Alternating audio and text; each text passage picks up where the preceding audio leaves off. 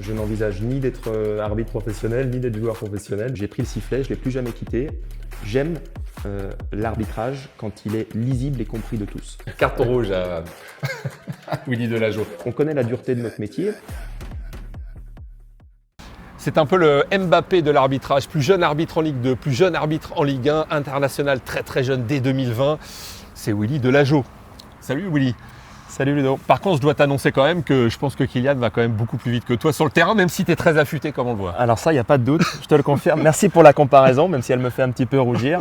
Et c'est un plaisir de te recevoir aujourd'hui dans les bureaux de mon entreprise, Delageau Promotion, pour parler un petit peu de l'homme derrière l'arbitre. Ouais, de très très beaux locaux.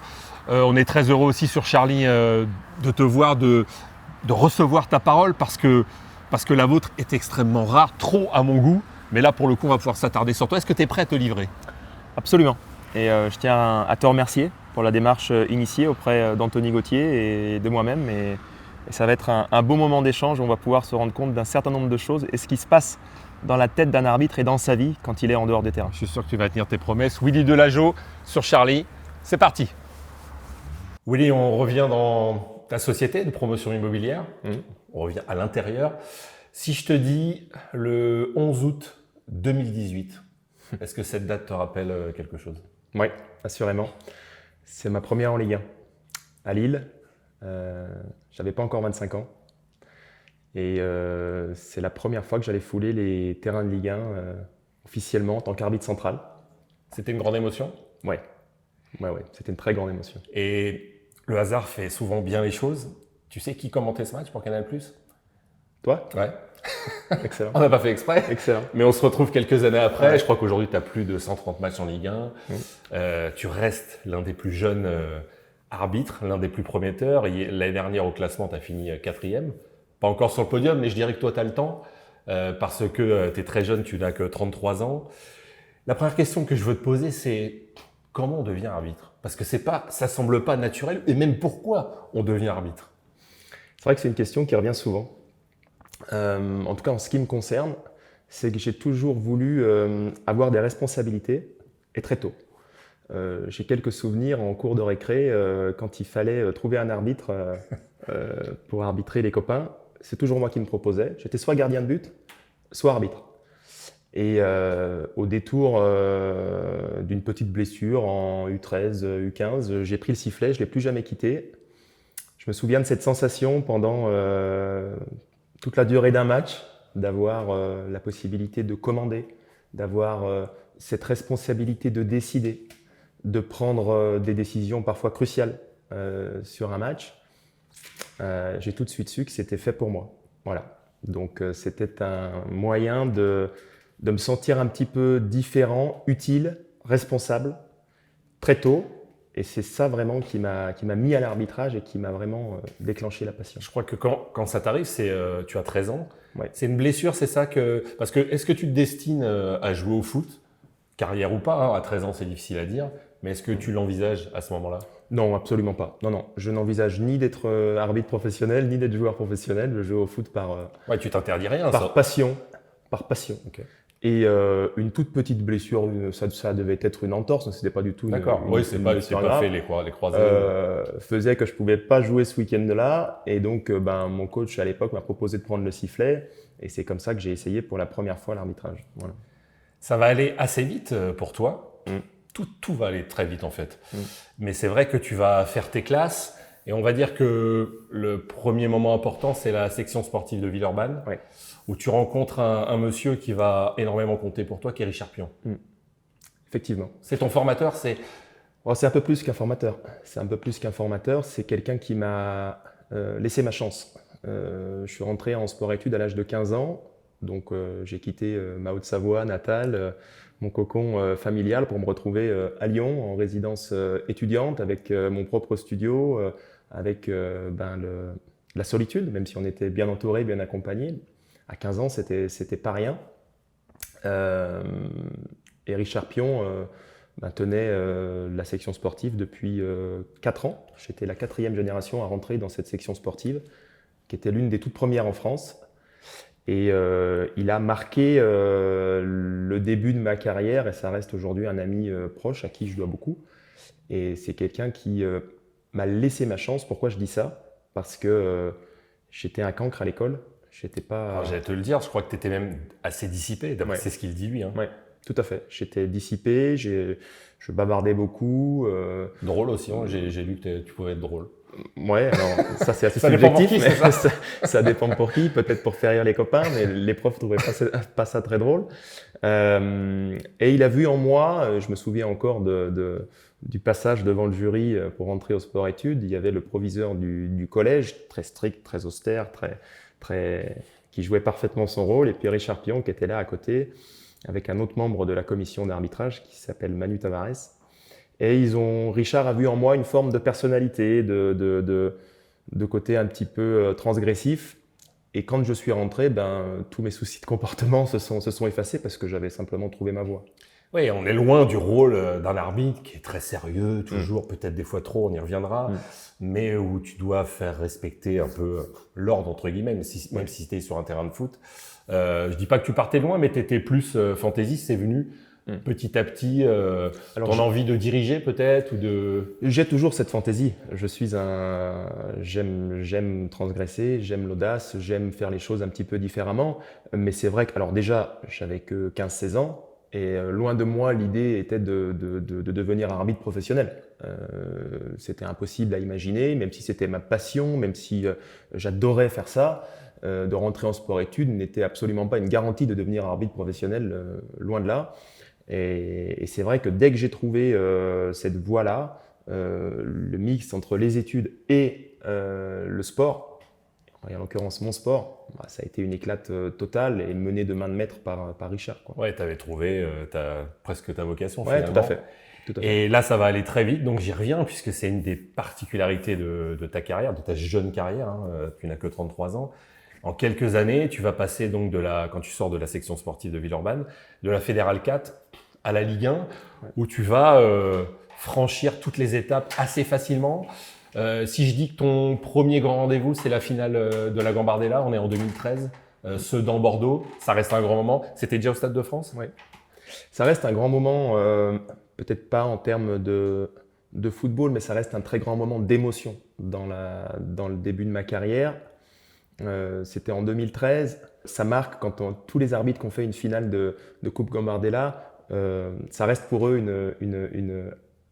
une marque indélébile dans leur carrière. Et après, donc à la sortie de la section, oui, je suis sorti jeune arbitre de la fédération.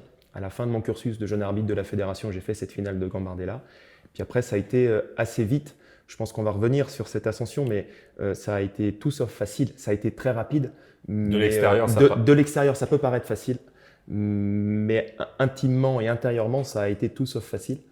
Parce que c'est beaucoup de travail. C'est beaucoup de travail et j'ai dû faire face à beaucoup de peurs intérieures qui sont propres aux sportifs de haut niveau. Quand ça vous tombe sur la tête et que vous arrivez en Ligue 2 à 21 ans, je croyais être prêt. Mes pairs, en l'occurrence la direction de l'arbitrage, avaient décidé que j'étais prêt, donc c'était certainement que je devais l'être extérieurement, mais intérieurement ça a été très dur. Les 3 ans que j'ai passés en Ligue 2 ont été très durs et j'ai beaucoup travaillé avec mon préparateur mental, avec mon équipe, pour essayer de stabiliser émotionnellement tout ce qui était en train de se passer, parce que l'ascension était très rapide et j'avais besoin de valider un certain nombre de paliers avant d'être prêt à monter en Ligue 1. Et il faut rappeler que le match, la finale de la Gambardella, eh bien, c'est juste avant la grande finale de Coupe de France. Ouais. Donc ça reste toujours un événement. Donc tu dis la Ligue 2 à 21 ans, oui, et la Ligue 1 à 25 ans. 24 et des poussières. Voilà, ouais. Et tu es le plus jeune à avoir accédé à la Ligue 2 à cet âge-là, à la Ligue 1 à cet âge-là. Et après, tu vas grimper les échelons petit à petit et t'établir assez rapidement comme l'un des meilleurs arbitres français. C'est pas moi qui le dis, c'est les chiffres et c'est surtout tes supérieurs avec des matchs internationaux. Tu es arbitre international depuis le 1er janvier 2020. Tu as fait des matchs de Ligue des Champions, tu fais des matchs qualificatifs. Là, tu as fait Bulgarie, Espagne. Donc, tu gravis les échelons. Et justement, il y a un personnage du football français qui était sans doute, c'est moi qui vais le dire, mais je vais le penser très fort. Et moi, j'ai commenté énormément de matchs. À l'époque, le meilleur arbitre français. Et il a un message à te faire passer. Willy Delageau, un jeune arbitre que j'ai vu arriver il y a quelques années Et alors je me suis dit que ce garçon avait beaucoup de qualité. Et bon, je me trompe souvent, mais en l'occurrence, là, a priori, je me suis pas trop trompé. Donc quand je l'ai vu arriver, je me suis dit, ah, il a l'étoffe. Parce que quand je l'ai vu arriver, il était en Ligue 2, je me suis dit, il a l'étoffe d'un arbitre de Ligue 1 et vraisemblablement d'un arbitre international. Alors il l'est, et donc son évolution me semble assez positive et pour le moins extraordinaire, parce que c'est allé assez vite. Donc oui, il a beaucoup de talent. Il a beaucoup de qualité, mais il a quelques défauts quand même, sinon ce serait pas marrant. Ouais, il se trouve que quand il va nous en parler, il ne te trouvera que d'autres qualités. Hein. Je te C'est le dis vrai quand même. Non, non, c'est vrai. Donc Ah, c'est oui, gentil. avoir comme ça être adoubé par l'un des meilleurs arbitres de ces 30 dernières années, j'ai pas peur de le dire, c'est Tony Chaperon. Bon voilà, qui t'aime beaucoup, qui t'apprécie. Je pense qu'il y a une vraie connexion entre vous. Et dès le début, lui aussi, comme Richard Pion, voit que tu es différent. Déjà, merci à Tony. Ça me fait plaisir d'entendre ces mots-là. C'est vrai que ça a été un arbitre brillant et qui a marqué l'histoire de l'arbitrage en Ligue 1 et aussi à l'international. Avec Tony, j'ai partagé des moments extraordinaires. J'ai partagé des moments extraordinaires quand je l'ai fait quatrième, notamment. Il a arrêté juste avant que j'arrive en Ligue 1 en tant que titulaire. Et c'est vrai que j'ai ce souvenir de Tony, de personnage, d'homme qui fait attention aux autres.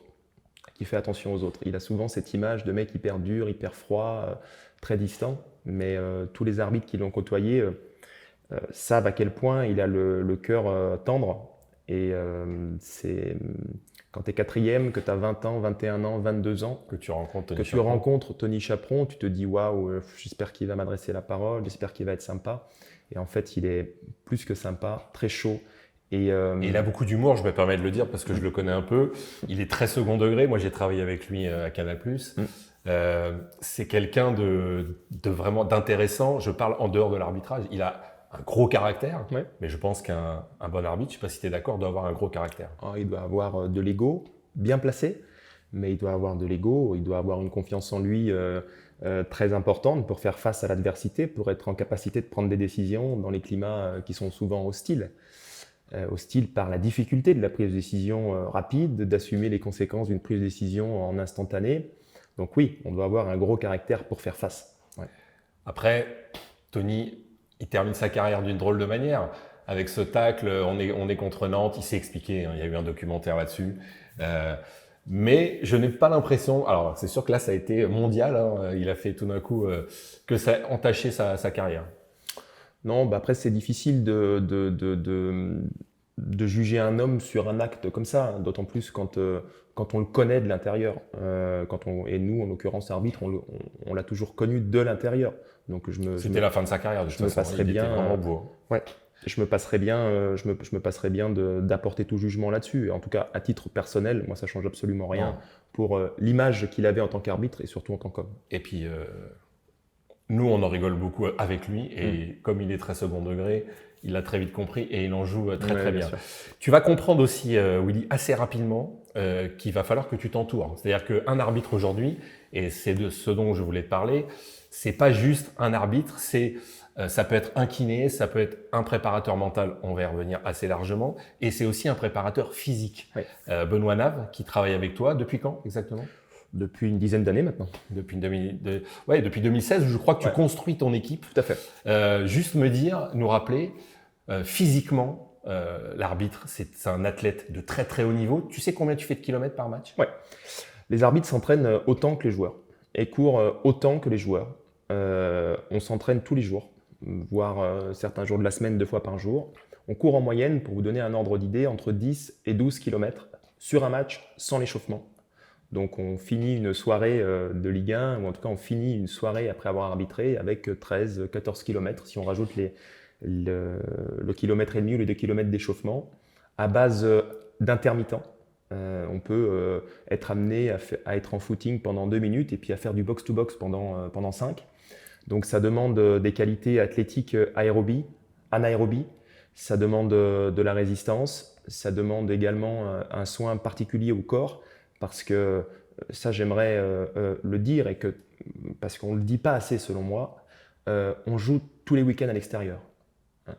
Les clubs ont la chance de pouvoir se déplacer en avion, d'être rapidement chez eux, et c'est très bien, et ils sont pris en charge de manière extraordinaire. Nous, on voyage avec les trains et les avions commerciaux. Et quand là, moi je suis au Savoyard, quand je dois aller au Havre, quand je dois aller à Lorient, c'est 6, 7, 8 heures de train. Aller comme retour, avant de repartir éventuellement sur un match de Coupe d'Europe, et puis éventuellement sur un match français le week-end d'après. Donc le soin apporté au corps, notamment la prévention de blessures, le kiné et les personnes qui nous entourent pour prendre soin de notre outil de travail, en l'occurrence le corps, sont aussi importantes au-delà des séances physiques que l'on fait tous les jours de la semaine. Oui, et on dit qu'un joueur, quand il fait un très gros match, je pense au Neves, au Vitinha, etc., mais pas que, il y en a partout, les Smelou, etc., Camara, ils font à peu près 12 km par match. La différence, Willy, c'est que toi, tu prends des décisions. Oui. Et est-ce qu'on n'oublie pas un peu trop, et je vais m'inclure totalement dans cette analyse, que l'arbitre court autant que les joueurs, voire plus, et en plus doit prendre des décisions, est proche de l'action, et les décisions se font à la seconde, à l'instantané. Alors il y a le VAR aussi, on en dira un petit mot, mais quand même c'est un tout qui fait que c'est extrêmement périlleux. Il faut être bien dans sa tête et dans son corps. Tu viens de mettre le doigt sur la particularité de l'effort arbitral. L'effort arbitral, c'est du physique, d'accord, mais en y alliant systématiquement le cérébral. C'est-à-dire qu'un arbitre doit être toujours très bien placé, ce qui demande une charge physique, cardiaque très importante, tout en conservant un minimum de lucidité pour pouvoir décider, mais pas seulement décider, manager les conséquences de sa prise de décision, discuter avec les joueurs, afficher de la crédibilité, transmettre de la confiance.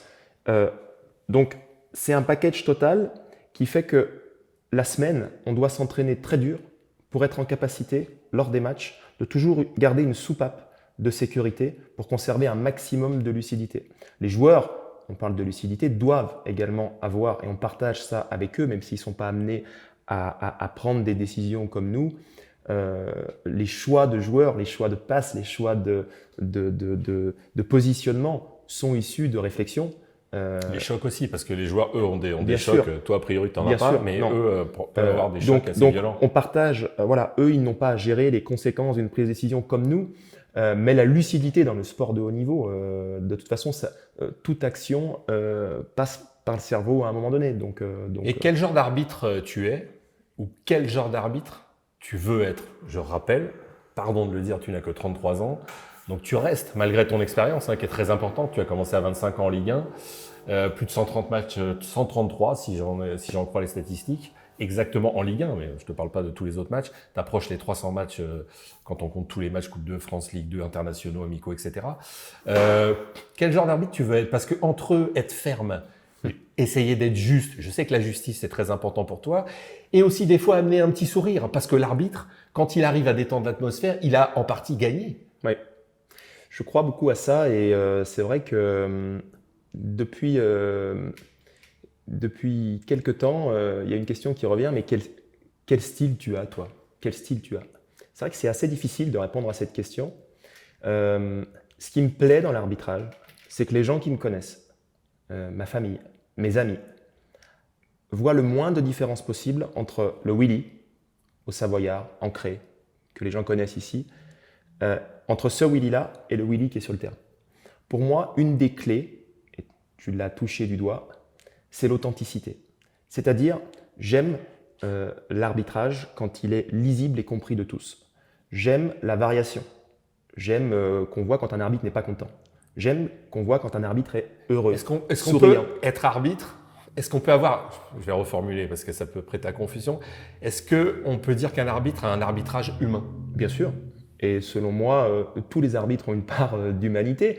Après, il y a différents styles. Il y a des arbitres qui n'apprécient pas l'échange prolongé. Moi, je suis un arbitre qui aime la confrontation, dans le bon sens du terme, qui aime être au contact, qui aime résoudre les problématiques en prenant les devants. Et tu n'as pas peur des Et discussions? affronter. Je me rappelle de Michel Derzakarian qui disait que Willy Delageau, c'est un arbitre avec qui on pouvait discuter. Et ça doit te toucher parce que c'est très important que ce soit les joueurs où certains arbitres, je ne citerai pas de nom, mais mettent une barrière, toi, tu vas aussi vers la discussion, ça fait partie, tu as l'impression de ton métier. Ça fait partie de ma personnalité, je force absolument pas le trait. Et encore une fois, je ne dis pas que c'est la seule solution. Il y a des arbitres qui ont d'autres approches et qui sont tout aussi efficaces que celles que je privilégie. Mais en tout cas, voilà, pour répondre à ta question, le style, si je devais me placer une étiquette et me définir, ça serait l'authenticité. Voilà. D'être dans le vrai, de ne pas jouer un rôle. Voilà. Ça, c'est important pour moi quand je suis sur le terrain. Et tu t'y retrouves, tu ne joues pas de rôle. Est-ce que tu arrives à avoir, sans trahir de secret, des relations un peu plus amicales avec certains joueurs maintenant? Parce que ça fait 8 ans que tu es sur les terrains de Ligue 1, et puis tu étais avant en Ligue 2, donc il y a des joueurs aussi qui te suivent dans leur carrière. Bien sûr. Est-ce que tu arrives à avoir quelques petites conversations sympas, même pendant les matchs? Bien sûr. Je sais pas s'il y a une anecdote qui te vient à l'esprit, mais est-ce que tu peux de temps en temps discuter quand le ballon est un peu loin? Alors je rappelle que tu as 2 assistants, on va y revenir évidemment, tu n'es pas seul au monde quand tu es arbitre, mais est-ce que tu arrives à avoir ce genre de connexion avec des joueurs, avec des entraîneurs, et est-ce que c'est même souhaitable pour un arbitre? Alors, je m'impose une règle que je me suis imposée très tôt dans le monde professionnel, c'est de jamais franchir une barrière qui est celle de la familiarité. Je pense qu'elle est dangereuse à la fois pour les joueurs comme pour nous. Elle est dangereuse dans notre prise de décision, elle est dangereuse dans la manière dont elle va définir la relation après et pour la suite. Donc je m'interdis de passer une barrière de familiarité. Une fois que j'ai dit ça, bien évidemment qu'on se croise tous les week-ends, ça fait 8 ans que je suis en Ligue 1, avec 3 ans de Ligue 2 avant, donc bien évidemment il y a des joueurs avec qui on a une relation cordiale, bien évidemment qu'il y a des moments qui sont très sympas, comme d'autres qui sont plus âpres, mais bien évidemment qu'il y a des connexions qui se créent, et c'est ça la beauté de la connaissance de l'homme, parce que on peut anticiper un certain nombre de réactions, on peut aller parfois dédramatiser une situation, oui, des joueurs par exemple une situation nerveux pour telle raison, telle. Voilà. On peut penser que quand tu es mal classé, ils ont aussi eux énormément Bien de pression. Tu arrives des fois un peu avec une petite phrase, à les dérider. Bien sûr. Et là, la connexion et la relation prend tout son sens. C'est quand on arrive justement, grâce à notre vécu commun, à dédramatiser une situation ou à résoudre une situation de conflit, par exemple. Alors, tu es dans un sport, on l'a dit, éminemment physique. Oui. On partage une vraie passion tous les deux, en discutant en amont. Et je crois qu'on peut le dire, moi, c'est vraiment un sport j'en fais, à mon avis, pas à ton niveau, mais j'en fais beaucoup. Et dans les montagnes et dans la région où on est, c'est fantastique, c'est le cyclisme. Le vélo, c'est un sport qui est extrêmement dur. On va y revenir, mais là aussi, j'ai un message d'un grand champion, l'équipe Décathlon. Je pense que tu vois où je veux en venir. Et il voulait s'adresser à toi. Un petit bonus pour toi, Willy. Là, moi, je suis actuellement en train de reprendre le vélo pour la saison prochaine. Donc voilà, toi, je voulais savoir où on était un petit peu ta prépa pour l'étape du Tour 2025. Voir si tu vas pouvoir encaisser les deux ascensions de l'Alpe d'Huez. Voilà, ça va être une étape mythique. Donc voilà, je voulais savoir où tu étais dans ta prépa. Et écoute, bien sûr, j'espère qu'on se fera une sortie au mois de juin, là, quand tu auras fini ta saison et que moi, je serai en préparation peut-être pour le Tour. Ce serait bien qu'on fasse un petit call ensemble pour peaufiner la condition. Excellent. Aurélien Paré-Peintre, donc le plus âgé des deux, Valentin, qui a gagné au Mont Ventoux. Ouais. C'était une énorme émotion pour tout le monde, moi le premier. Un petit mot peut-être sur Aurélien, et puis votre amitié là qui transparaît, et le cyclisme. S'il y a bien un sport qui est dur, quand tu es dans la montagne, quand tu grimpes, tu peux pas tricher. En vélo. C'est un sport qui pour moi a toujours fait partie de ma vie. J'ai beaucoup de connaissances amicales dans le vélo, dont Aurélien fait partie. D'ailleurs, je le remercie pour ces mots super sympas. Il l'a vraiment fait volontiers ouais, et il était ça m'étonne pas. Très content d'intervenir et de te parler. C'est très sympa. Mais voilà, le vélo, c'est un sport qui met tout le monde à sa place. C'est-à-dire que c'est un sport où l'humilité... T'as beau avoir le meilleur vélo, le plus beau matériel, quand t'as mal aux jambes et tu t'arrêtes. Et quand ça grimpe, c'est un grimpeur, Aurélien. Ah oui, c'est un grimpeur baroudeur extraordinaire qui fait la fierté de la Haute-Savoie et on partage, je crois, cet amour de notre territoire. Et je suis très fier de lui, très fier qu'il représente aussi joliment la Haute-Savoie et le cyclisme français autour et dans toutes les compétitions auxquelles il participe. Mais ouais, le vélo, ça fait partie de ma vie. Je dirais même que c'est je peux pas aller trop loin en disant que c'est un art de vivre, mais voilà, quand je me retrouve sur le vélo, dans mes montagnes, on va aller rouler 3, 4, 5 heures, ça me fait du bien. Avec mon métier de promoteur immobilier à côté, ça me permet aussi de relativiser un certain nombre de choses dans l'arbitrage, parce que parfois c'est dur. Au lendemain d'erreurs, au lendemain de prestations pas abouties, et ça arrive. C'est un sport qui me fait du bien et qui est très complémentaire avec la course à pied de l'arbitrage. Que tu arrives à suivre malgré le fait que tu sois dans les stades et dans les déplacements, dans les avions, dans les trains, comme tu l'as dit, que tu arrives à suivre régulièrement la saison de vélo, ça te passionne et t'y es, le Tour de France par exemple. Ouais. Donc tu vas faire l'Alpe d'Huez ou pas avec lui? Là, je suis déjà inscrit, donc j'ai fait en 2025 l'étape du Tour homme et l'étape du Tour femme. Okay. Et je suis déjà inscrit pour l'étape du Tour 2026 à l'Alpe d'Huez. Donc rendez-vous Aurélien un petit peu avant. On va t'attendre quand même. Tu seras gentil avec moi. Tu seras gentil avec moi, tu m'attendras un petit peu. Mais avec plaisir pour aller rouler, pour préparer cette étape du Tour, qui va être très difficile parce qu'il y a encore plus de dénivelé que sur la 2025. Donc, on l'a grimpé 2 fois. Ouais, ça va être très dur. Et on souhaite évidemment énormément de réussite à l'équipe Décathlon, ancienne AG2R. Oui. Et on lui souhaite de lever les bras. On a vu ce qu'avait fait Valentin sur le Tour de France, c'était fantastique. On lui souhaite que le meilleur et faisons en sorte que ces équipes qui sont le fruit d'une association de territoire, d'un maillage du territoire. À Chambéry.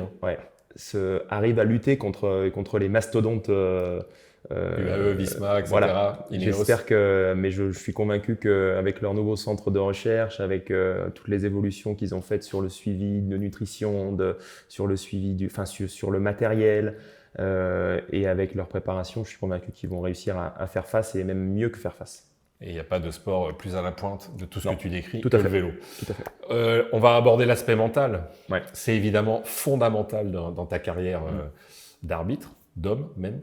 La fédération met aussi l'accent sur la prépa mentale. Toi, ce qui m'a bluffé, c'est que dès 2016, tu comprends qu'il faut travailler. Tu étais donc très jeune en 2016. Tu comprends qu'il faut travailler donc la préparation mentale, la psychologie.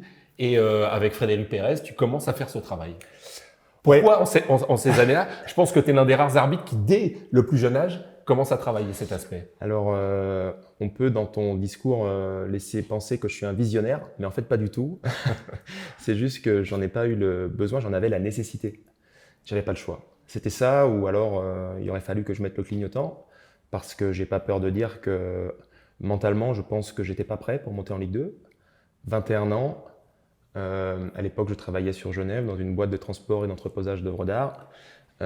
C'était la professionnalisation, les oreillettes, le 4e arbitre que j'avais pas l'habitude de gérer, le poids médiatique de la Ligue 2, même si elle est moins exposée que la Ligue 1, elle reste quand même un championnat professionnel.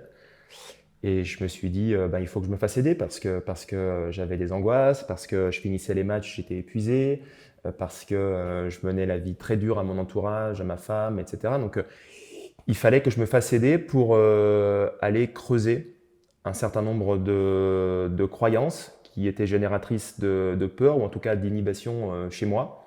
Et on a décidé de mettre les mains dans le cambouis et de travailler en profondeur avec Frédéric, que je remercierai jamais assez, avec qui je continuerai et je continue de travailler. Avec lui, voilà, c'est un personnage très important à la fois dans l'arbitrage, mais aussi dans ma vie d'homme, parce que quand on fait de la préparation mentale, on ne fait pas de la préparation mentale que pour être meilleur dans son sport, on fait de la préparation mentale pour être mieux dans sa vie.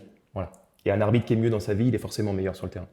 Et la fédération donc met l'accent aujourd'hui sur cet aspect depuis un peu plus d'1 an avec Isabelle Graff, tout à fait, qui est préparatrice mentale, qui travaille avec les hommes et avec les femmes, parce qu'il y a aussi beaucoup d'arbitres féminines aujourd'hui.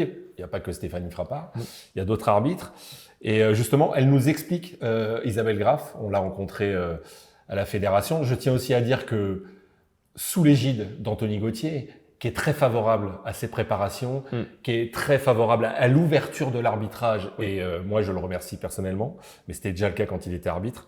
On va écouter Isabelle qui nous parle de son rôle exact. Alors il y a 2 volets dans mes interventions. Il y a un volet qui est plutôt axé santé mentale et travail sur la vie perso ou j'allais dire les soucis un peu de tous les jours ou ce qui peut entraver le bien-être des arbitres.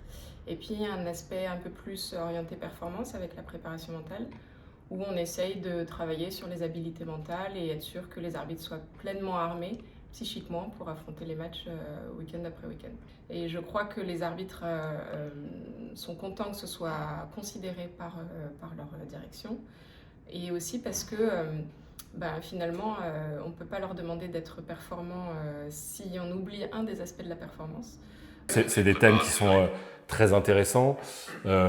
On peut dire enfin, parce que toi tu as travaillé dès le 2016, mais aujourd'hui voilà, il y a énormément d'arbitres qui, s'ils le veulent d'ailleurs, hein, il n'y a rien de forcé ou d'obligé, mais la fédération met l'accent sur ce point. C'est bien la preuve qu'aujourd'hui c'est utile. Oui, bien sûr, et c'est utile dans tous les sports de haut niveau. Aujourd'hui, la dimension mentale, psychique et bien-être, parce qu'il n'y a pas, encore une fois, j'insiste, mais c'est pas que d'être prêt mentalement pour son match, c'est une histoire de bien-être. Un athlète qui est bien dans ses chaussures, bien dans sa tête, il est forcément plus fluide, plus performant, avec moins de peur, et donc il est moins inhibé, plus fluide, il prend des meilleures décisions plus rapidement. Donc oui, c'est très important, ça se fait dans tous les sports. Sous l'impulsion d'Anthony, Isabelle est rentrée au sein de la direction de l'arbitrage, et Anthony, au-delà du fait d'insérer cette nouveauté, nous laisse cette liberté. Tout à l'heure, tu parlais de style d'arbitrage. Je crois, sans trahir de secret, qu'il est très attaché à la personnalité intrinsèque de chaque arbitre, et il est opposé à faire de nous des robots qui se ressemblent tous. Il est pour justement la libre expression de chaque arbitre dans son couloir, et c'est ce qui fait la beauté de l'arbitrage, selon moi. Et c'est important, le message qu'il fait passer, Anthony Gauthier. T'es jeune, mais tu as déjà traversé quelques tempêtes. Sur certains matchs, je vais les citer, mais peu importe, je te dirais, les Marseille-Monaco, les Marseille, je sais plus ce qu'il y avait, Lille, un match où tu es VAR, d'ailleurs, où tu travailles avec François Le Texier. Il y a un an, un Bastia-Lorient, où tu es obligé d'arrêter le match parce qu'il y a un fumigène un projectile lancé sur un des arbitres assistants. Tout à fait. Et là, tu as fait face à du cyberharcèlement, à des messages haineux, à des appels anonymes, à des choses qui sont, pardon de le dire, dégueulasses. On s'en rend pas souvent compte quand on est journaliste, quand on est joueur. Le match se termine souvent, pour les joueurs, c'est terminé. On ferme le banc. Pour les arbitres, souvent, ça continue. Comment tu gères ça? Je crois que en tant qu'arbitre, en tant qu'athlète, on est préparé. Tant que ça ne nous est pas arrivé, on ne peut pas le savoir, mais on est plus ou moins bien armé. Je crois que ce qui est très difficile à vivre, et ce qui l'a été pour moi, c'est l'impact que ça a eu sur les miens, sur mes enfants, sur ma femme, sur mes grands-parents, qui ont été la cible d'un certain nombre de malveillances. Ouais. Donc ça, effectivement, c'est dur. On comprend, je crois qu'il n'y a pas un arbitre aujourd'hui qui ne comprend pas la frustration d'un club, d'un joueur, de supporters. Bien évidemment, moi, ce que j'aimerais dire, c'est qu'on est les premiers touchés. On est les premiers touchés, non pas par ces malveillances, on est les premiers touchés par nos erreurs, parce que parfois on en fait. Et on est les premiers malheureux quand ça arrive d'avoir... Et tu te dis des fois après un match, mince, là je me suis trompé. Bien sûr, bien sûr. Et on se dit, mais comment on aurait pu faire autrement, que ce soit quand on est à la VAR ou que ce soit quand on est sur le terrain. Évidemment. Et donc, l'idée, c'est pas d'essayer de convaincre les clubs ou les supporters ou les médias qu'on est bon dans tous les domaines et tout le temps. Évidemment que non. On fait des erreurs le moins possible. On travaille au quotidien, et me concernant, je veux dire, c'est presque de l'obsession pour essayer d'être le plus juste possible, pour essayer de faire respecter l'équité. Malheureusement, ça arrive. Et donc, je pense que si les clubs, si les médias comprennent qu'on est des hommes, qu'on est des femmes derrière un sifflet, et non pas des robots qui prennent des décisions. Et que vous n'êtes pas parti pris, surtout, c'est voilà. ça aussi, il faut comprendre. Évidemment, ça, je pense que... Alors, c'est des vieilles rumeurs comme quoi les arbitres auraient un club de prédilection, mais c'est complètement erroné. Bon, si t'arbitrais Saint-Pierre en Faucigny, peut-être que, et encore, je suis même pas sûr, tu feras attention. Généralement, on est plus sévère avec les clubs que l'on connaît et que l'on arbitre et qu'on représente qu'avec l'inverse. Donc non, moi je ne crois pas du tout à ça. Et ce à quoi je crois, c'est que si on arrive à humaniser la fonction, et c'est l'impulsion de la direction de l'arbitrage aujourd'hui, c'est-à-dire de montrer ce qui se passe derrière le rideau. Et derrière le rideau, c'est des hommes, des femmes qui bossent, qui se remettent en question, qui font tout pour essayer de prendre les décisions les plus justes chaque week-end, mais on n'est pas des robots. Et donc forcément, oui, on se trompe.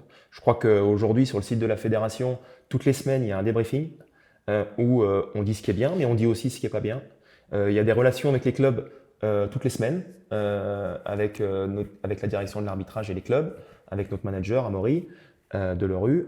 Donc on est dans cette transparence-là. Ça va pas se faire en 3 mois, mais je pense que si tout cet écosystème comprend qu'on est des hommes, des femmes, avec des émotions et avec des entourages aussi, je pense que ça limitera peut-être les excès qu'on a pu avoir ces dernières saisons et dont le groupe a subi les aspects négatifs ces dernières saisons. Oui, même ces dernières semaines, il y a eu certaines décisions qui ont fait polémique. Je pense que, comme tu l'as dit, ça a été dit par Anthony Gauthier, donc on peut le dire. Clément Turpin s'est trompé lors de Monaco-Paris Saint-Germain, mais ça arrive à tous les arbitres et c'est vrai que ça prend des proportions dingues. Ouais. Et que ce soit Thiago Skouros, que ce soit Roberto De Zerbi, Olivier Létang, Valdemar Kita, les critiques ou même les rapprochements, parce que quand vous êtes dans les couloirs, il y a certaines personnes, présidents, joueurs, etc. Joueurs moins, parce que il faut un directeur sportif qui viennent carrément vous voir et des fois vous provoquer. C'est la limite entre la frustration qui est légitime face à des erreurs avérées. C'est la limite entre la frustration qu'on peut comprendre. Je suis moi-même, mais on est dans mes bureaux, je suis chef d'entreprise. Donc évidemment qu'un président de club, que des gens qui se tuent au quotidien pour essayer de faire de leur club le meilleur club possible, quand une erreur est avérée, bien évidemment que c'est frustrant. Bien évidemment que ça ne fait pas plaisir. Mais c'est la limite entre la frustration et puis ce qu'on ne peut pas tolérer et surtout, ce que je pense, ce qui n'est pas productif pour nous améliorer. Ce n'est pas productif. Essayons de trouver des solutions pour être encore meilleurs. Et les solutions pour être encore meilleurs, c'est de faire en sorte qu'on soit dans les meilleures conditions. Alors parfois, je sais que ça peut être dur à entendre, mais un arbitre serein, un arbitre qui a de la lisibilité, un arbitre qui se sent bien dans ses baskets et qui arrive avec confiance et fluidité sur un terrain, il sera plus à même de prendre les bonnes décisions et de faire respecter l'équité sur le terrain. J'en suis absolument convaincu. Ouais, le message est difficile à entendre pour certains parce que, comme tu l'as dit, il y a une pression dingue. Et par exemple, cette année, tu es retourné à Marseille, ça s'est très bien passé. Ouais. Donc, évidemment que j'imagine sur le match que tu as arbitré, que ce soit Marseille, Le Havre, Nantes, Lens, pour toi, c'est la même chose, c'est la même histoire, c'est un match de foot. Bien sûr. Et puis, il faut s'enlever de la tête qu'un arbitre qui a fait une erreur sur un match, la garde ad vitam aeternam en tête. Et puis ne peut plus arbitrer ce club-là, ou il retourne avec des a priori. Non, que ce soit n'importe quel club de Ligue 1, on y va pour essayer de poser le maximum d'actions justes. On est habitué et on est solide pour faire face à des climats hostiles ou à des campagnes de désinformation ou d'attaque dans les médias. Ou les réseaux sociaux. Ou les réseaux sociaux. Aussi très attaqués. Voilà, en l'occurrence, surtout sur les réseaux sociaux aussi maintenant, parce que l'information circule très vite. Les effets de meute aussi sur les réseaux sociaux sont très dangereux. Il n'y a pas de filtre. Où il n'y a pas de filtre, effectivement. Donc non, il n'y a pas de crainte à retourner faire des clubs avec qui on s'est chahuté ou avec qui il y a eu un conflit. Bien au contraire. Et la preuve en est. Je suis retourné à Marseille après 1 ou 2 épisodes la saison dernière difficiles. Et tout s'est très bien passé. J'avais déjà eu l'occasion de les refaire à l'extérieur. Et tout s'est très bien passé. Et tous les joueurs étaient partenaires et le club aussi. Donc par exemple, aujourd'hui sur le terrain, on y est préparé à ça. Sur le terrain, seuls les capitaines peuvent te parler. C'est pas toujours le cas, mais en tout cas, est-ce que c'est une bonne chose, par exemple? Voilà, est-ce que ça fait partie des règles? Des très bonnes évolutions. Ça fait partie des très bonnes évolutions. Alors, le capitaine est notre principal interlocuteur. On a essayé, pas moi, l'IFAB et l'UEFA et la France ont essayé de renforcer ce rôle du capitaine pour le faire gagner en responsabilité, pour essayer qu'il soit vraiment un partenaire des arbitres. De maîtriser la contestation de ses autres coéquipiers, de nous aider dans le management, qu'il soit notre principal relais sur le terrain, notre principal interlocuteur. Maintenant, oui, c'est notre principal interlocuteur à 80-90%, mais ça n'empêche pas qu'on a des discussions régulières avec n'importe quel autre joueur de l'équipe. L'idée, c'est pas d'exclure les autres coéquipiers qui pourraient se sentir frustrés, c'est de faire comprendre à tout le monde qu'en cas de crise, qu'en cas de situation difficile, notre interlocuteur, c'est le capitaine qui sera chargé d'expliquer la décision ou les décisions à ses coéquipiers. Quand tu mets un carton jaune ou, je rêvais de faire ça, fais gaffe, ou un carton rouge Willy Delageau. Non, tu l'as pas mérité. Et quand tu mets un avertissement, est-ce que tu penses aux conséquences? Est-ce que tu es sur la faute et que ton côté justicier intervient à ce moment-là? Dans quel état d'esprit tu es quand tu mets un carton rouge? Tu as conscience de la gravité de sortir un joueur à ce moment-là. Et si c'est en début de match, c'est encore différent. Les sanctions disciplinaires sont des choses sur lesquelles il n'y a pas de retour en arrière possible, sauf avec le VAR. Mais pour te faire comprendre que oui, on a le poids de la responsabilité et de la décision, particulièrement avec un carton rouge. Quand on sort un joueur qui plus est en début de match, bien évidemment qu'on pèse le pour et le contre. Alors ça peut aller très vite, parce que parfois on a des certitudes. Et puis parfois, c'est le fruit d'une réflexion qui paraît une éternité pour le téléspectateur. Mais nous, on essaye de trouver une trace, on essaye d'enquêter, on essaye de trouver le pourquoi du comment, oui, avec nos coéquipiers, mes assistants, mon quatrième arbitre. On prend une décision et si c'est le carton rouge, bien évidemment, elle est lourde de sens. On sait qu'elle va impacter, alors pas tout le temps, c'est pas systématique et mathématique, mais elle peut impacter le résultat du match. Donc oui, c'est des décisions qui sont lourdes de sens, mais je pense que tous les arbitres professionnels en ont conscience. Le VAR, pour toi, c'est irrémédiable. Certains veulent toujours le remettre en cause. Tony Chaperon me disait que il me disait voilà pourquoi Willy Delageau est bon, c'est que il essaye d'arbitrer sans le VAR. Quand il en a besoin, il s'en sert, mais c'est l'un des rares qui peut arbitrer sans le VAR. Alors, je vais vous donner mon état d'esprit quand je rentre sur le terrain. C'est que je fais tout avec mes deux assistants et mon quatrième arbitre pour prendre les décisions justes sans avoir besoin de l'aide du VAR. D'accord ? Ça ne veut pas dire que je rejette le VAR. Ça veut dire que je crois d'abord en notre métier premier, qui est le métier de technicien de terrain, qui est de prendre les bonnes décisions sur le terrain. Si un arbitre aujourd'hui, et c'est ma vision, ça n'engage que moi, n'a pas cette volonté farouche d'être juste techniquement et disciplinairement, et de faire en sorte de ne pas avoir besoin du VAR pour prendre des décisions, moi ça me pose problème. Aujourd'hui le VAR, il est bien évidemment, il n'y a pas de retour en arrière possible. Je suis un fervent défenseur et il corrige énormément d'erreurs. Il corrige 85% des décisions majeures. On oublie, bien évidemment, on cristallise et on fait un zoom énorme sur l'erreur ou les 2-3 situations qui n'ont malheureusement pas été corrigées ou corrigées à tort. Néanmoins, ça augmente considérablement l'équité, la justice et la justesse dans le foot.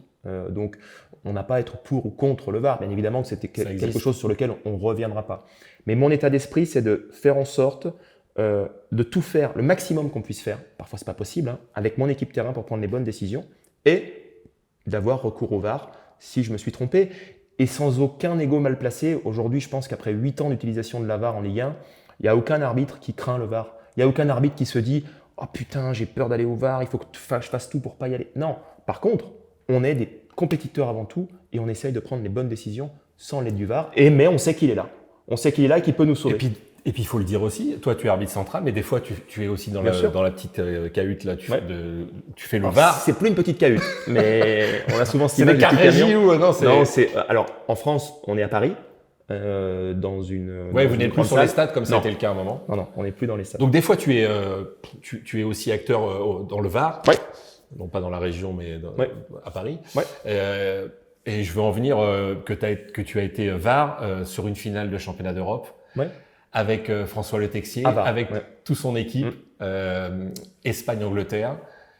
Ça, c'est des moments de fierté. Quand vous représentez la France, parce que là, malheureusement, nous n'étions pas en finale, l'équipe de France. Ouais. Mais par contre, l'équipe d'arbitres était présent sur cette finale. J'imagine que pour toi, et je sais pas d'ailleurs, tu vas me dire, j'ai lu que tu étais un peu franchouillard.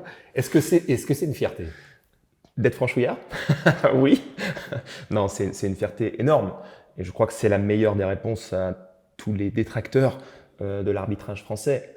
On a la chance d'avoir Clément Turpin et François Le Texier qui sont au sommet de leur art, qui sont au sommet de la hiérarchie mondiale. Stéphanie Frappart qui est pas très loin sur les grandes compétitions.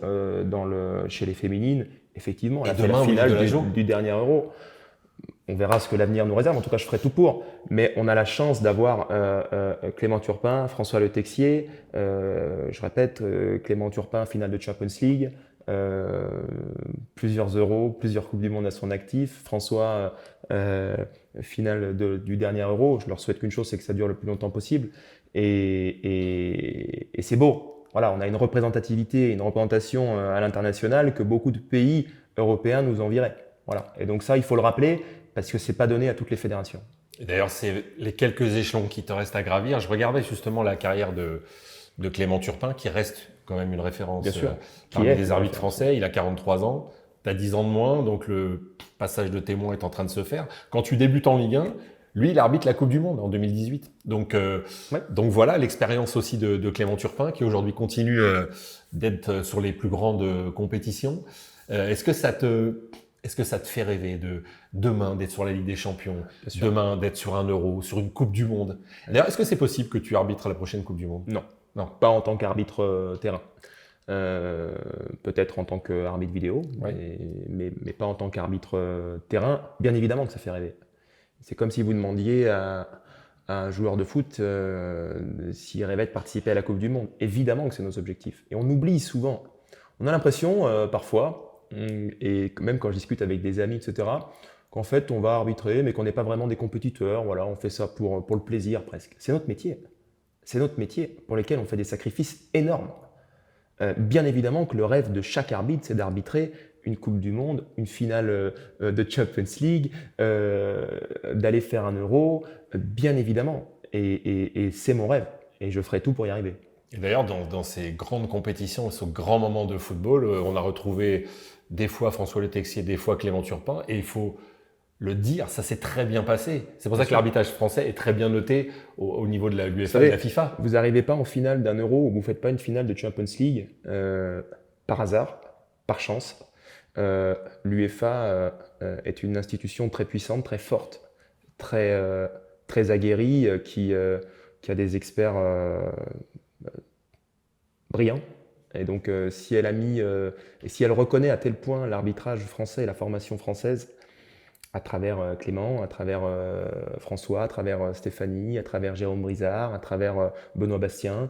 Voilà, ça veut dire quelque chose. Voilà. Et encore une fois, il y a beaucoup de fédérations qui nous envieraient notre top 5 français, quoi. On parlait de la pression qui est énorme. Alors, tu vas me dire si je me trompe. Donc, tu t'attaches à Frédéric Pérez assez rapidement au début de ta carrière. Et j'ai lu que c'était lui qui t'avait à un moment donné, qui t'avait dit pour faire redescendre la pression, ce serait bien que tu aies à côté quelque chose qui te passionne, en l'occurrence l'immobilier. Alors, est-ce que ça s'est vraiment passé comme ça?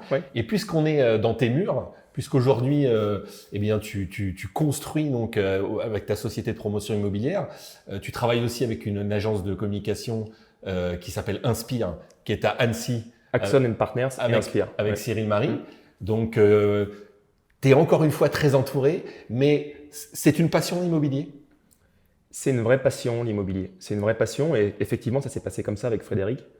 On a commencé à travailler sur un certain nombre de croyances universelles qui étaient fausses pour moi, qui étaient génératrices de peur. Pas trop rentrer dans les détails, sinon ça risque d'être barbant. Et pour affiner un certain nombre de choses, on a décidé qu'on allait le faire en laboratoire géant, en laboratoire réel.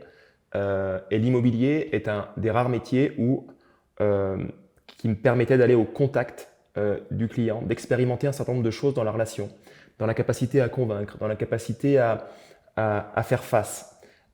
J'avais beaucoup de mal quand j'ai commencé en Ligue 1, d'être une semaine à Clairefontaine, puis de revenir, et puis de déconnecter. Comme tu le disais, je suis très franchouillard, très attaché à mon territoire, très attaché à ma famille. Et je partais à Paris en stage, et quand je revenais, j'étais presque une autre personne. Et donc l'immobilier me permettait d'être connecté au réel, me permettait d'être connecté aux vraies problématiques des gens, me permettait d'être utile. Et ça a permis de régler un certain nombre de choses dans le travail que j'ai mené avec Frédéric. Donc de là est née cette passion pour l'immobilier, dans la transaction dans un premier temps. Et puis il y a 5 ans, j'ai créé Delageau Promotion Immobilière, qui est une structure de promotion immobilière en circuit court. Qui se développe. Et qui se développe très bien. Ouais. Tu es un vrai chef d'entreprise. Un chef d'entreprise, oui.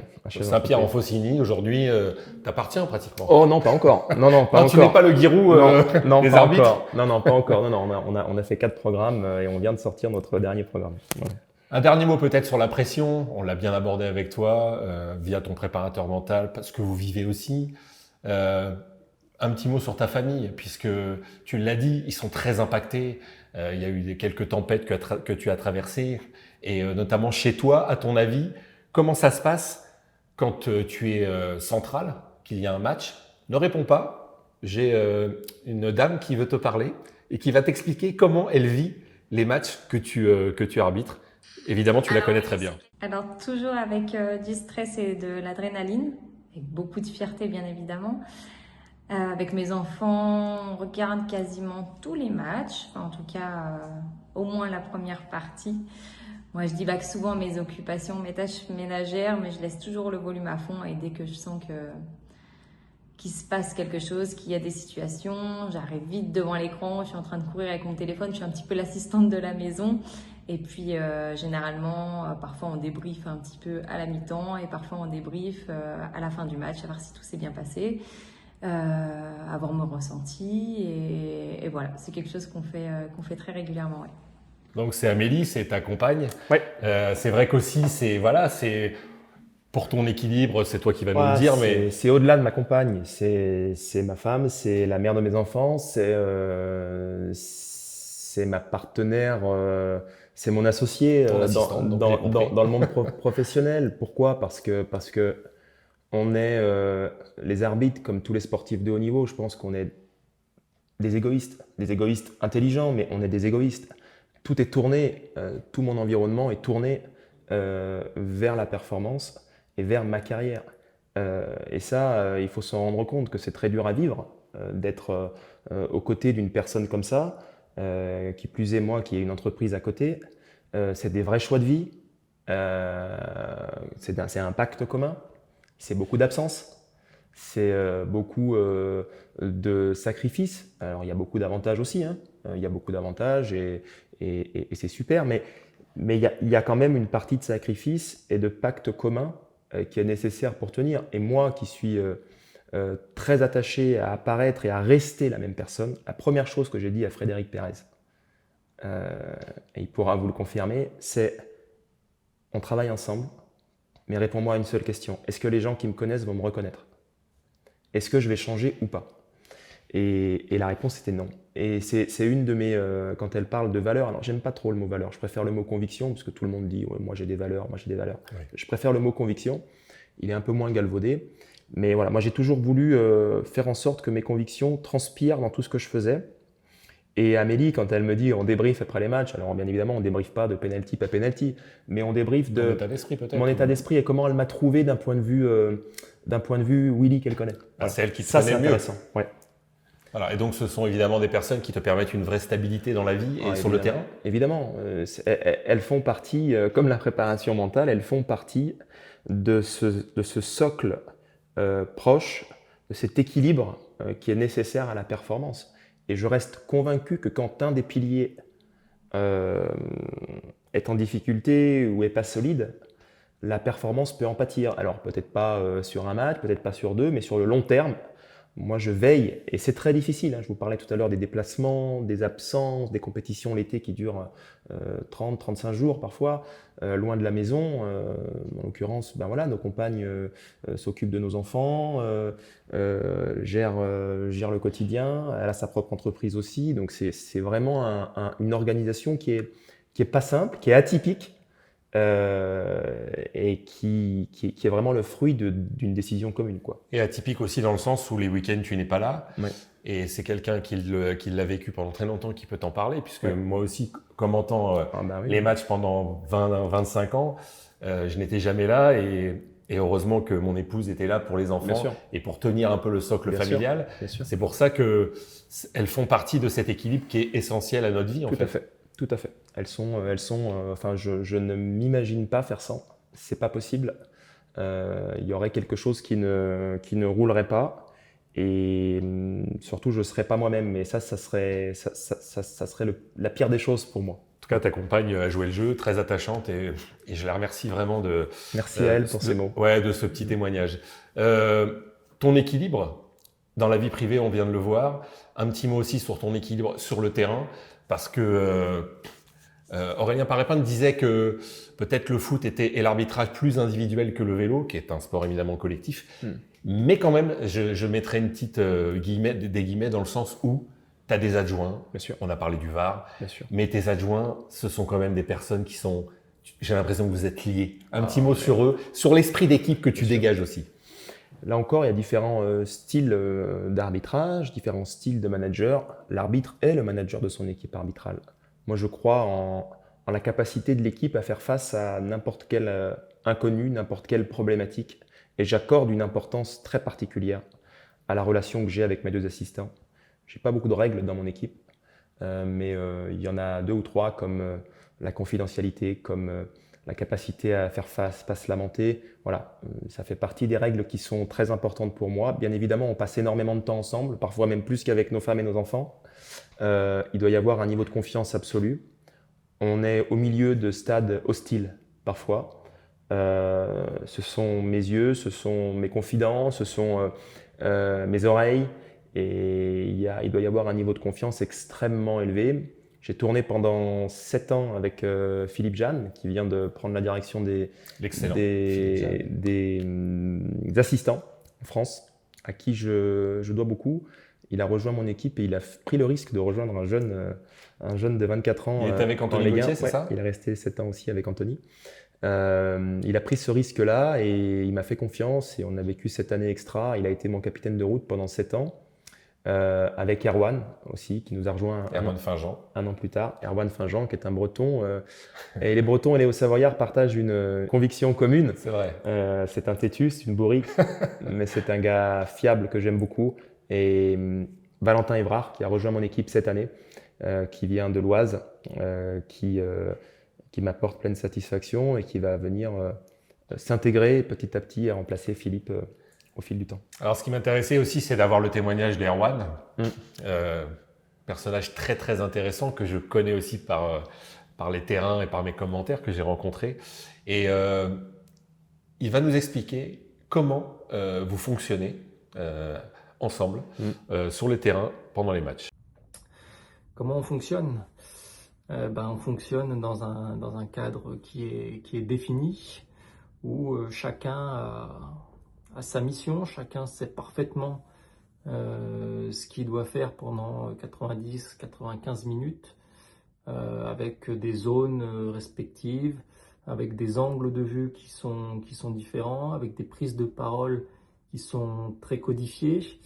Mais voilà, tout ça fait suite en fait à une vision commune qu'on a dans l'équipe, qui est celle de partir de grands principes, des grands principes comme l'action juste, comme l'équité, comme le bon sens. Et ces grandes notions-là nous amènent à des prises de décision sur le terrain. Voilà, c'est notre manière à nous d'opérer. Elle nous correspond assez bien. Et voilà, depuis plusieurs années qu'on pratique cette méthodologie. Et aujourd'hui, je pense que c'est un critère qui fait que ça fonctionne bien sur le terrain. C'est vrai qu'un simple regard, une parole, un faciès, et on comprend assez facilement, rien qu'avec ces petits aspects physiques ou ces petits moments partagés pendant un match, on comprend assez facilement l'état d'esprit dans lequel est Willy. En tout cas, moi, il me faut pas beaucoup plus pour savoir s'il est bien, s'il est un peu dans le doute, s'il est satisfait, s'il est fatigué, etc., etc. On oublie souvent cette connexion qu'il peut y avoir entre vous. Et à quel point donc Erwan est important pour toi? Oh, il est très très important pour moi. C'est un pilier de la performance. C'est un pilier. Alors c'est avant tout un ami maintenant. C'est un ami proche. Et j'en ai pas beaucoup. Et il en fait partie. Donc oui, il est extrêmement important. Ce qu'il vient de dire est juste. C'est-à-dire que on a une vision commune, qui est le socle commun, et on part du principe que si on valide et on travaille sur ce socle commun, tout va ruisseler. C'est la solution inverse que d'autres ont, qui est tout à fait respectable et qui marche aussi, c'est de se préparer à tout ce qui peut arriver sur le terrain et puis d'anticiper chaque réaction, chaque solution. Moi, je pars du principe que si on valide cette vision commune, que si on valide un certain nombre de croyances, alors elle nous apportera de la fluidité, alors on sera en capacité de faire face à l'inconnu en permanence en équipe. Sur une décision, Erwan Finjean, donc ton assistant, peut te faire changer d'avis? Bien sûr, il l'a fait à Lens il y a quelques mois en arrière ou même quelques saisons, mais il me fait régulièrement, on ne s'en rend pas compte. Les C'est aussi décisions tes sont yeux, le en fait. fruit de l'assistant. Parfois, il ne le signale pas au drapeau, mais par l'oreillette. Mais je dirais que 3-4 fois sur 10, quand ça se passe près d'eux et qu'ils sont en capacité d'intervenir, la décision, je prends une décision très récente, Le Havre-Lille la semaine dernière. Je siffle et je mets un carton rouge à la limite de la surface de réparation, la faute est dedans, dehors. Tout de suite, Valentin Évrard, mon assistant 2, me dit dehors, dehors, dehors, dehors. Je suis incapable de dire si elle est dedans ou dehors. Qu'est-ce qu'on voit à la télé? Un arbitre qui met rouge, qui a tout décidé tout seul. Mais non, 50% de la décision appartient à mon assistant 2. Donc bien évidemment, qui me font changer ou qui me permettent d'être plus juste dans mes décisions au quotidien. Et puis au-delà de ça, Erwan a parlé d'une chose, c'est le niveau de confiance. Elle est très importante pour moi, cette confiance. Dans les deux sens d'ailleurs. Dans les deux sens. Et on ne peut pas arbitrer tout seul. Et en tout cas, ce n'est pas la vision que j'ai de l'arbitrage, c'est-à-dire d'avoir 2 assistants qui sont dans leur précaré de leur côté, qui sont intéressés que par le hors-jeu ou par les fautes dans leur petit périmètre. Non, moi je crois à l'arbitrage transversal et je crois surtout que la confiance appartient à l'ensemble des membres de l'équipe et à chacun des membres de l'équipe de l'entretenir, cette confiance. Et donc un regard, un mot, une posture pour aller se chercher mutuellement, pour aller se remonter le niveau d'exigence ou le niveau de concentration à un certain moment clé de la rencontre, c'est très important. Et on fonctionne ensemble et je crois que si tout le monde a l'équipe en tête et en tête de gondole, alors la performance collective sera au rendez-vous. Sur Charlie, là tu es sur Charlie, notre chaîne YouTube, qui est toute récente, toute neuve, toute jeune. On a un partenariat avec les Restos du Cœur et on en est très fiers. C'est une association qui me touche personnellement. Coluche l'a créé en 1985. C'est, par exemple, je te donne un chiffre, 160 millions de repas donnés à des gens qui n'ont pas forcément à manger, en tout cas suffisamment pour vivre. C'est plus d'1 million de personnes dépannées l'an passé. C'est 75 000 bénévoles. Ce sont des gens qui luttent contre la pauvreté. Alors, il y a aussi des offres à l'emploi. Il y a aussi d'autres secteurs dont on parle trop peu concernant les enfoirés et les Restos du Cœur. Est-ce que c'est une association, par exemple, qui te touche? Oui, évidemment, ça me touche. Comme je l'ai dit, moi, je suis très attaché à mon territoire. En tout cas, avec mon entreprise de la Jeu Promotion, je suis très intéressé par le milieu associatif. Je sponsorise le club de Saint-Pierre-en-Faucigny. J'essaie de donner à plusieurs associations qui pour moi, qu'elles soient dans le sport ou dans le milieu scolaire. J'interviens régulièrement. Je suis intervenu à la prison de Bonneville, je suis intervenu pour le collège. Voilà, c'est ce vecteur social-là, il est important et le foot en est un. Et nous, arbitres, on est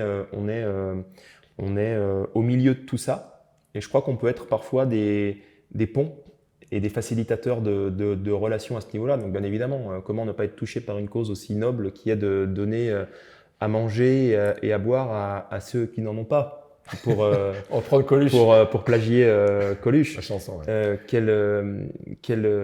Voilà, on peut être que touché par ça. Et ça me paraît être une association noble et c'est super. Tu te verrais bien plus tard, même si tu fais déjà beaucoup de choses. Donc, je ne sais pas si pour Amélie, ce serait bien que tu t'occupes encore d'autres choses. Mais non, mais parrainer, t'occuper d'une association caritative pour les enfants, contre la pauvreté. Il faut dire aussi, pour être honnête, que le football est souvent très actif dans ces secteurs. On critique énormément le foot pour d'autres raisons, mais les joueurs, les clubs, les arbitres sont très présents. J'ai eu cette discussion hier avec mon fils de 8 ans. On va avoir la chance de partir en vacances entre Noël et Nouvel An. Hein. Et il mène une vie, je suis souvent absent, etc. Donc hier, j'étais à la maison, parce que j'étais VAR samedi soir. Et donc, on parlait de la notion de privilège. Je lui demandais, mais tu te rends compte que tu vas avoir de la chance, tu vas partir en vacances, etc. Et en fait, on mène une vie, et j'en parlais cette semaine avec mes collègues à Clairefontaine, on mène une vie de fou. On est des sacrés privilégiés, pour rester poli. On gagne de l'argent pour subvenir à nos besoins. On vit de notre passion. On est des sportifs en bonne santé. Moi, j'ai la chance d'avoir des enfants et une famille en bonne santé. Donc, je dirais même que c'est un devoir de se rendre compte, de ce privilège. Et quand on se rend compte de ce privilège-là, c'est un devoir d'aider un petit peu en fonction de notre temps, en fonction de notre argent, en fonction de notre envie et notre disponibilité, les gens qui en ont besoin. Mais au-delà de l'association, bien évidemment, pour répondre à ta question, pour avoir eu un problème de santé en 2012, il y a des causes qui me touchent, notamment chez les enfants qui sont atteints de cancer, notamment. Et je reste assez proche du centre Léon Bérard, avec qui j'ai des liens à Lyon, qui est un centre spécialisé dans la recherche contre le cancer et dans les tumeurs notamment. Mais c'est d'abord se rendre compte de ce privilège que l'on a, parce qu'on est des privilégiés comme les footballeurs, comme les sportifs de haut niveau. On a la chance de vivre de notre métier. De ta passion. De ma passion. Et surtout, une fois qu'on s'est rendu compte de ce privilège, de donner de son temps un minimum ou de faire en sorte d'aider ceux qui nous entourent, ça me paraît être la norme. Et comme tu le dis, le football, avec ses investissements, avec l'argent, a du cœur. Voilà. Et ça fait Alors, je ne sais pas si je devais en parler, mais puisque tu l'as abordé, on arrive vers la fin de notre entretien. Mais je crois qu'à 20 ans, tu as eu un cancer de la cheville. Oui. Donc, drôle d'épreuve pour un garçon qui a 20 ans. Oui, drôle d'épreuve. Je suis parti à l'entraînement un jour et j'avais mal à la cheville. J'ai passé quelques examens de routine et j'avais une tumeur au niveau de la malléole. C'était un chondrosarcome de grade 2 et qui a été retiré, greffé. Et je touche du bois. Touche du chêne. Voilà. Oh oui, pas mal. Depuis un peu plus de 13 ans maintenant, tout va bien. J'ai eu la chance d'être suivi par T'es suivi régulièrement depuis Oui, alors maintenant les examens s'espacent, mais oui, j'ai été suivi régulièrement. Ça a été retiré, ça a été greffé, donc pour l'instant, je dis bon, voilà, il y a rien qui se passe, mais ça nous rappelle et on a eu, voilà, ça fait 3 ans que Johan Hamel est décédé. Que je connaissais bien.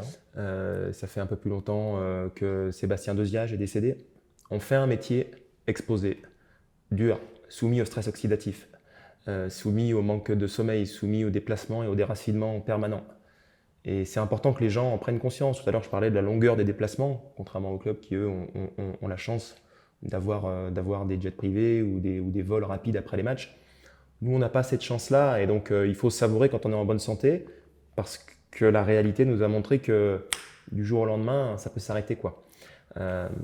Donc tant qu'on est en bonne santé et qu'on a ce privilège de vivre de notre passion, il faut en profiter pour aider un petit peu les autres. Et tu me permets de dire que j'ai une pensée pour Johan Hamel, sa famille, ses amis, un arbitre que je connaissais bien, que j'ai beaucoup fréquenté, qui avait énormément d'humour. J'ai fait des interviews pendant la deuxième partie de ma carrière au bord de terrain. Et donc, j'ai souvent eu affaire à lui. Et c'est vrai que ça a été un choc pour tout le monde. Un choc pas terrible. Seulement... Et il nous manque son humour. Oui, vraiment, il avait beaucoup d'humour. C'était le clown du groupe, et le clown dans le bon sens du terme. Il avait une joie de vivre et une fougue qui était juste extraordinaire. Enfin, moi, je l'ai connu quand je suis arrivé en Ligue 1. Et c'était vraiment... Il était très drôle. Ouais. Je me souviens de parties de ping-pong avec lui où il aurait... un homme du Sud, c'était un sudiste. Il prenait sa douche, il jouait au ping-pong, il était obligé d'aller reprendre sa douche après tellement il s'investissait dans le ping-pong. Donc ça reste des très très bons souvenirs. Et au-delà du ping-pong, c'était un gars qui savait déconnecter de l'arbitrage et qui apportait une forme de fraîcheur au groupe. Et une énorme pensée pour lui et sa famille, évidemment. Ce qui me fait dire aussi, c'est que l'arbitrage français, on le critique très facilement en disant qu'il y a des clans, qu'il y a des ceci, il y a des cela. Il y a aussi un lien très fort qui vous unit. Ouais. Parce que les arbitres en France, en Ligue 1 ou en Ligue 2, il n'y en a quand même pas beaucoup. Vous êtes une confrérie avec très peu de membres. Bien évidemment qu'on est unis, mais j'aimerais revenir sur la notion de clan. Il n'y en a pas. Et il n'y a pas de clan dans l'arbitrage français.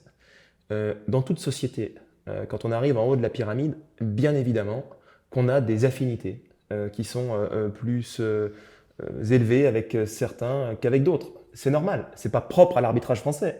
Il est normal que c'est humain. Dans n'importe quelle entreprise, dans n'importe quelle société, dans n'importe quel écosystème, il y a des gens avec qui on s'entend mieux qu'avec d'autres. Ça ne veut pas dire qu'on n'est pas solidaire entre nous. Pourquoi on est solidaire et pourquoi on est aussi proche? C'est parce qu'on se comprend. On sait ce que c'est que d'avoir loupé un penalty et d'avoir pris la foudre pendant une semaine dans les médias. On sait ce que c'est que d'avoir à protéger notre famille face aux attaques malveillantes de l'écosystème du foot. Donc forcément, on est solidaire, on connaît la dureté de notre métier. Après, on s'entend un peu moins bien. Ça, c'est pas très grave, c'est dans toute société. Quand Clément Turpin ou François Letexier, au hasard, font une erreur, tu sautes pas dans ton canapé en disant « Génial, super, c'est bon pour moi Ah non, C'est pas comme ça que ça se passe. Non, et eux fonctionnent de la même manière quand je me trompe. Évidemment que non, et heureusement d'ailleurs. Parce qu'on est tous dans le même bateau. L'arbitrage français, le groupe des arbitres de Ligue 1 est fort quand il est uni. Et ça, le passé nous l'a prouvé. On va rentrer là dans la négociation de notre protocole tripartite entre la LFP, la FFF et le SAF, donc notre syndicat qui défend nos intérêts et qui nous protège et qui nous défend. Voilà, c'est l'occasion de rappeler que le groupe des arbitres de Ligue 1 est fort quand il est uni, et on l'est. Voilà. On va finir par un petit peu plus de légèreté. Tu sais que sur Charlie, on a un petit gimmick qu'on fait faire à tous nos invités, donc tu ne peux pas y couper, hein, c'est comme ça. Alors, Charlie, il ne faut pas se tromper. D'ailleurs, pour vous abonner, un petit clic, ça va suffire. Mais c'est Charlie avec 2 i. Il ne faut pas se tromper. Tu es capable de faire le geste? Comme ça? En tout cas, Willy, je voulais sincèrement te remercier. Je voulais aussi remercier Erwan Finjean, Aurélien Paré-Peintre, Tony Chaperon. Et j'oublie pas Amélie qui fait partie, qui est ta deuxième moitié. Ouais. Tous ces gens qui nous ont aidés. Ils nous ont aidés assez facilement et volontairement. C'est dire à quel point ils sont attachés à toi. Donc, te dire aussi qu'à Charlie, on était très honorés de t'avoir eu et très honorés d'entendre un arbitre international parce que votre parole est rare. Elle se démocratise un peu avec Anthony Gauthier. Merci aussi, Anthony. Et c'est un vrai bonheur de vous écouter. Et je pense que les gens qui t'ont entendu, les gens qui vont nous suivre, eh bien, forcément, ils auront une autre idée de toi. Merci à vous. Merci. J'ai répondu tout de suite favorablement à ton invitation. Je me suis senti à l'aise, bien évidemment, avec le support et l'aval de la fédération, qui est l'institution qu'on représente. Mais moi, ça me fait plaisir d'être acteur de cette démocratisation, de faire en sorte qu'on montre les arbitres derrière le miroir et derrière le rideau plutôt. Ça permet d'humaniser notre fonction et j'espère que cet échange qu'on aura eu entre nous permettra aux gens de comprendre ce qui se passe dans nos têtes et comment on vit notre métier d'arbitre. Voilà. Je crois qu'on l'a bien compris. Merci à toi en tout cas. Merci beaucoup, Willy Delageau sur Charlie. C'est fini.